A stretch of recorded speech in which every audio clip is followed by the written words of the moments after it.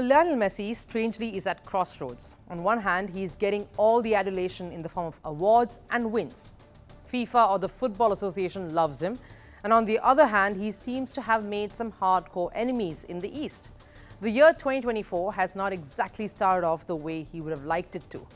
Cristiano Ronaldo's comments on the FIFA awards losing all credibility was just surface annoyance. We're sure that wouldn't have bothered Messi at all, but suddenly the apple of everyone's eyes is in the eye of a storm. It hit a crescendo when fans in Hong Kong showed their anger and displeasure rather violently, all because Messi decided to not take the field even for a minute in an exhibition match. And now the matter has snowballed into China cancelling the friendlies Argentina was to play in their cities.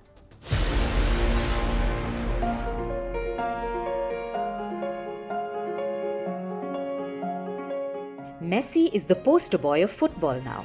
It just seems so natural for him to get all the love and adoration. Because he doesn't seem to be putting a single foot wrong. At least the West side of the world believes so. Argentina loves him. He won them a World Cup. The powers that be in football also love him.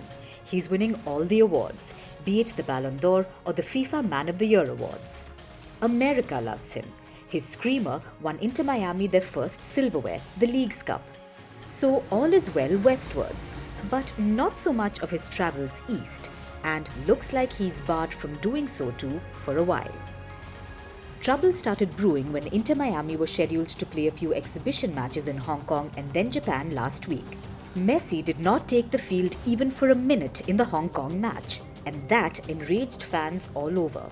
They were livid. They demanded an explanation and their money back. The matter went right up to the government too, who demanded an explanation as to why the biggest star attraction, the prime reason for this exhibition match, didn't so much as even put a foot to the ball. The event received severe backlash from both fans and the Hong Kong government. And as damage control, the organizers promised a 50% refund, something that is said to hit them back by $7 million. Clarifications flew in fast that a groin injury kept Messi from taking the field.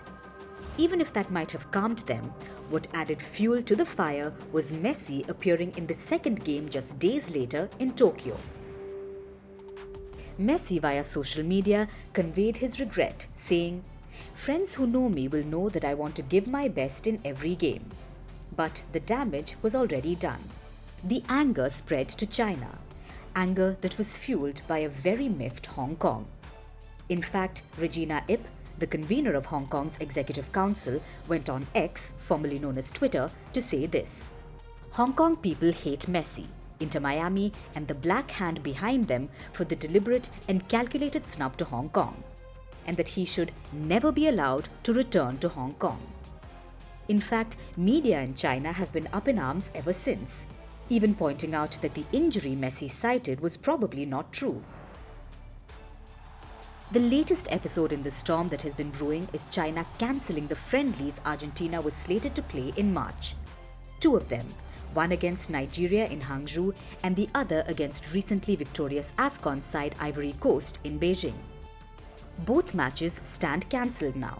Speaking to the media, the Beijing Football Association said, "Beijing does not plan for the moment to organize the match in which Lionel Messi was to participate."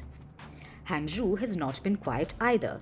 They said, given the reasons that everyone knows, according to the competent authorities, the conditions for the event to take place are not met. So clearly, there is heavy resistance Lionel Messi is facing for not taking the field in one game.